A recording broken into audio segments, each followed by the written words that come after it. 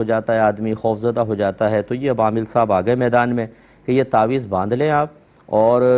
جہاں پر بچہ پیدا ہو یا فوتگی ہو وہاں پر آپ نہیں جائیں گے۔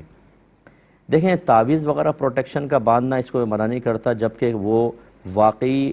پاکیزہ کلمات پر مشتمل ہو اور اس کو مؤثر حقیقی نہ سمجھا جائے، بلکہ اصل فاعل حقیقی مؤثر حقیقی اللہ تبارک و تعالی ہے۔ تو جیسے ہم میڈیکل کی میڈیسنز وغیرہ یوز کرتے ہیں بہت ساری، تو کوئی بھی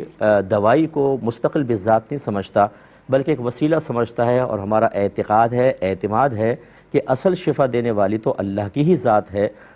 تو اس طرح کے تعویذات کے استعمال کرنا منع نہیں ہوتا۔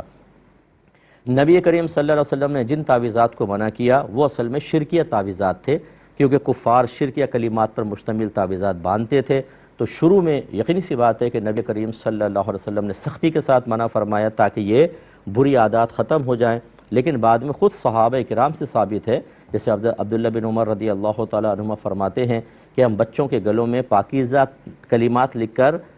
لٹکا دیا کرتے تھے، یعنی بطور تعویذ۔ اس پہ ہے بہت ساری اس پہ روایات، تو اس لیے خلاصہ کلام یہ ہے کہ تعویذ کی حد تک تو بالکل ٹھیک تھا، لیکن اس پہ بھی اعتقاد اور اعتماد وہی ہونا چاہیے جیسے میں نے آپ کو کہا کہ اللہ تبارک و تعالی نے مخلوق کی پیدائش سے 50,000 سال پہلے ان کی تقدیریں لکھوا دی تھیں۔ اس پر آپ بلیو رکھیں، بچہ پیدا ہونا ہے تو ہونا ہے، کسی کا باپ نہیں روک سکتا، اور نہیں پیدا ہونا تو ایڑی چوٹی کا زور لگا دیں آپ۔ تعویذات کے سینکڑوں دنیا بھر کے عاملین کو بلا دیں جو دعائیں پڑھیں، پھونکے مارے، تعویذات دیں، اگر اللہ کا فیصلہ ازلی ہے کہ بچہ پیدا نہیں ہوگا تو نہیں ہوگا۔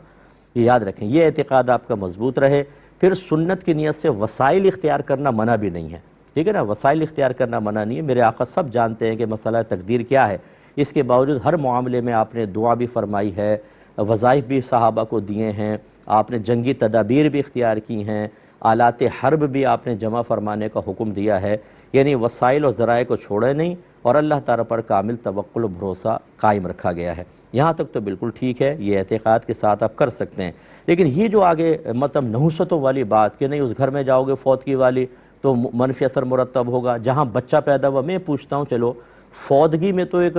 چھوٹی سی عقل رکھنے والا کہہ سکتا ہے یار فوت ہوئے شاید ہی فوت ہی نہ ہو جائیں، جہاں بچہ پیدا ہوا ہے وہاں پر تو خوشگوانی ہونی چاہیے کہ بھئی بچہ پیدا ہوا ہے، جاؤ، اچھا ہے کہ ہو سکتا ہے تمہارے بھی بچہ پیدا ہو جائے۔ لیکن یہ احمقانہ قسم کی جو یہ آخری کی دو سجیشنز ہیں کہ ان جگہ پر نہ جاؤ، اور کیوں نہ جاؤ، یقینی سی بات ہے اس کا نتیجہ اور مال یہ ہے کہ ایک نحوست ہوگی جو تمہارے اوپر طاری ہوگی، اس سے بچہ ضائع ہو جائے گا۔ اور چونکہ آپ ابھی ڈرے ہوئے ہیں، سہمے ہوئے ہیں بہن بھی، تو ہم آنکھیں بند کر کے ان لوگوں کے پیچھے چلتے ہیں جو خلاف شرع ہمیں تعلیم دے رہے ہوتے ہیں، اس خوف کے ساتھ کہ کہیں ایسا نہ ہو کہ ہم ان کی بات نہ مانیں تو کچھ ہو جائے۔ نہیں، اللہ پر اب بھروسہ نہیں ہے، اللہ تعالیٰ تو کر نہیں سکتا۔ یہ جو کہہ رہا ہے نا، یعنی معاذ اللہ ثم معاذ اللہ، میں نہیں کہہ رہا ہوں کہ سوچ ایسی ہے، لیکن یہ لگتا ایسا ہے کہ اب اللہ تعالیٰ کو تو وہ چھوڑ دو، پہلے بہت دعائیں مانگی، اب اس عامل کے انسٹرکشن پہ چلو، جائز و ناجائز یہ دلوائے گا بچہ، یہ کیسے دلوائے گا؟ یہ بیچارہ ابھی اس کو بند کر دو کمرے کے اندر، یہ کمرے سے باہر نہیں نکل سکتا اپنے موکلین کے ذریعے، یہ بتا نہیں سکتا کہ میری جیب میں اس وقت کیا ہے، یہ کیا بتائے گا فیوچر کے بارے میں؟ جو اس قسم کی شرارتیں کرنے والے ہیں ان سے آپ بالکل دور رہیں۔ ہاں، جو بالکل پاکیزہ عامل ہیں وہ آپ کو کوئی چیز دیتے ہیں اور اس قسم کی الٹی سیدھی قیودات نہیں لگاتے ہیں، اور وہ کہتے ہیں کہ اصل دینے والی ذات اللہ کی ہے، یہ ایک وسیلہ اور ذریعہ سمجھ کے آپ کریں، اللہ کی طرف ہی متوجہ رہیں نہ کہ تعویذ کی طرف، وہ ٹھیک ہے، ان سے آپ علاج کروا سکتے ہیں۔ تو اگر اب میں بات وہی ہے کہ اگر میں آپ کو یہ کہوں کہ آپ جائیں اور آپ نے کہا مفتی صاحب صحیح کہہ رہے ہیں، ہمیں اللہ پہ بھروسہ رکھنا چاہیے، چلے گئے اور زوجہ کا پھر مس کیریج ہو گیا، تو مجھے یقین ہے کہ آپ کہیں گے عامل ٹھیک تھا، مفتی صاحب غلط تھے، حالانکہ میری جو تعلیم ہے بالکل قرآن و حدیث کے عین مطابق ہے۔ مصیبت یہ ہوتی ہے کہ جب ہم صحیح دین بیان کر رہے ہوتے ہیں تو ہم پہلے سے اتنے ہی ضعیف الاعتقاد ہو چکے ہوتے ہیں کہ ہمیں نہ اللہ کی بات سمجھ میں آتی ہے نہ رسول کی، ان جیسے خلاف شرع مشورے دینے والوں کی بات سمجھ میں آتی ہے۔ ہاں، جو میرے بھائی بہن مضبوط اعتقاد والا ہے وہ ہماری بات پہ بھروسہ رکھے، یہ قرآن و حدیث کا نچوڑ آپ کو ذکر کر رہا ہوں، ورنہ آپ عامل سے جا کے معلوم کر لیں جس نے مشورہ دیا ہے، بتاؤ کہاں سے ثابت ہے کہ جہاں بچہ پیدا ہو وہاں ہم نہیں جا سکتے، یا جہاں فوتگی ہے وہاں پہ حاملہ عورت نہیں جا سکتی؟ قرآن حدیث سے ثابت کرو۔ اگر قیامت تک ثابت کر دے، میں اپنا پروگرام بند کر کے لپیٹ کے چلے جاؤں گا، فائدہ کوئی نہیں پھر میرا کرنے کا کہ مجھے یہی نہیں پتہ۔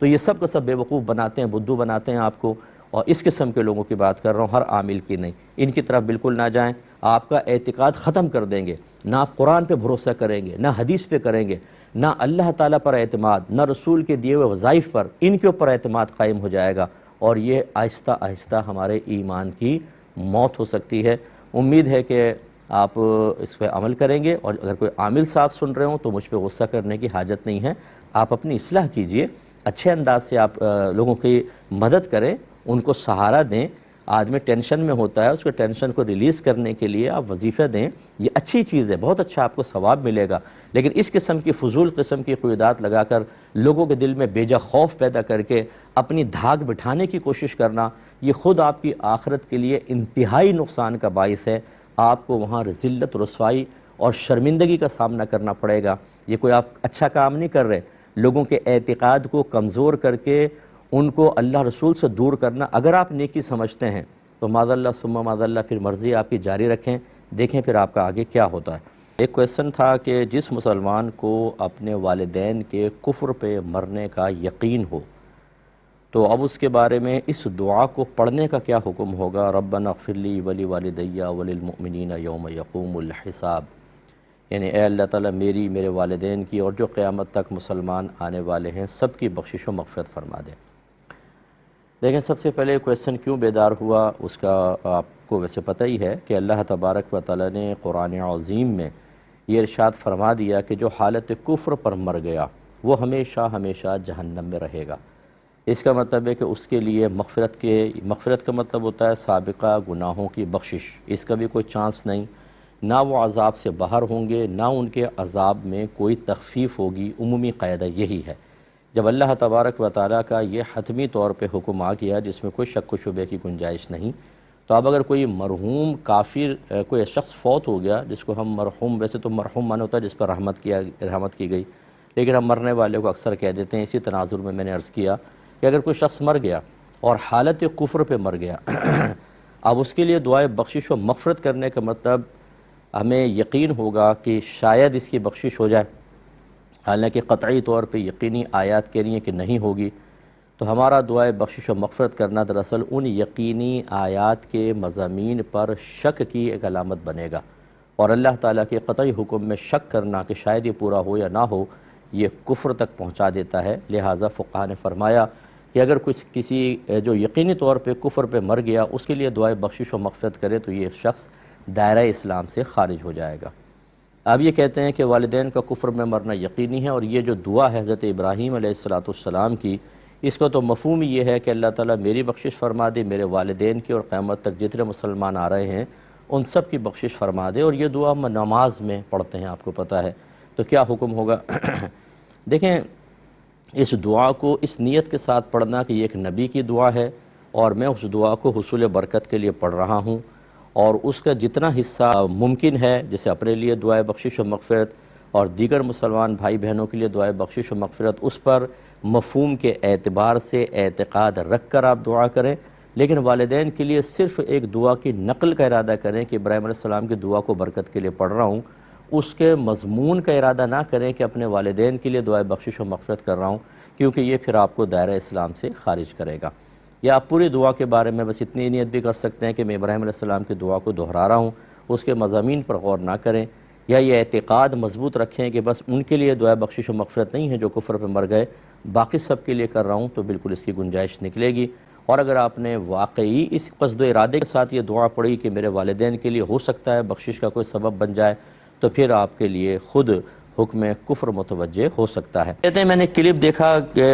کوئی کہہ رہا تھا کہ امام اعظم ابو حنیفہ رضی اللہ تعالی عنہ کو خواب میں اللہ تبارک و تعالی نے 100 بار اپنی زیارت کروائی، تو اس پر کسی نے پھر اعتراض کیا ہوا تھا کہ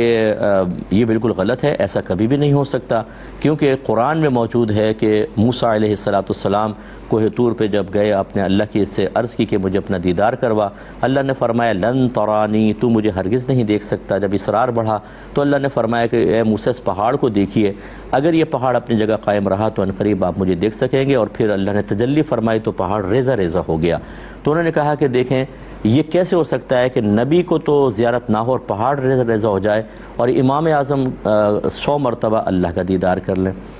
اچھا، یہ بالکل صحیح ہے جس نے بھی کہا، یعنی یہ واقعہ منقول ہے، اس کا کوئی انکار نہیں، بڑے بڑے اکابرین نے لکھا ہے، لیکن جو مثال قائم کی ہے یہ وہی قائم کر سکتا ہے جن کو علم سے شاید اتنا حصہ نہیں ملا۔ کوئی بھائی اگر ایسے ہوں، مجھے نہیں پتہ، لڑکے نے اتنے مجھے کویسچن بھیجا ہے یہ کون صاحب ہیں، لیکن بہرحال اس طرح قیاسات نہ کریں، وہ پہلے علم سیکھیں، علماء سے معلوم کریں، پھر فتوے جاری کریں۔ خواب کا معاملہ ایک الگ معاملہ ہوتا ہے اور ظاہر کا معاملہ علیحدہ ہوتا ہے۔ موسیٰ علیہ السلام نے خواب کے اندر زیارت کا نہیں کہا تھا، انہوں نے ظاہری آنکھوں سے کہا تھا اور اللہ تعالی نے منع فرمایا۔ اور ہمارے اہل سنت کے مسند دلائل کی روشنی میں ہم دعویٰ یہ کرتے ہیں کہ نبی کریم صلی اللہ علیہ وسلم نے سفر معراج میں اپنی ظاہری آنکھوں سے 2 بار اللہ تبارک و تعالیٰ کی زیارت کی۔ اگرچہ مختلف ہی مسئلہ ہے، بہت سارے اس کا انکار بھی کرتے ہیں، لیکن زیارت کی۔ چلے اس سے بھی قطع نظر،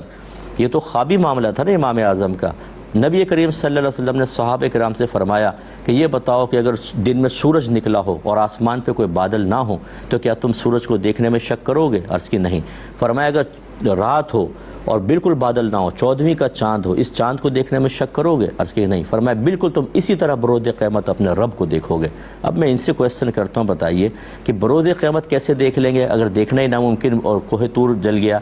وہی رب ہے جو موسیٰ علیہ السلام کے معاملے میں تجلی فرمائے تو پہاڑ ختم ہو جائے، اور وہی رب ہے جو برود قیامت اپنی زیارت کروائے اور لوگ زیارت کر لیں گے۔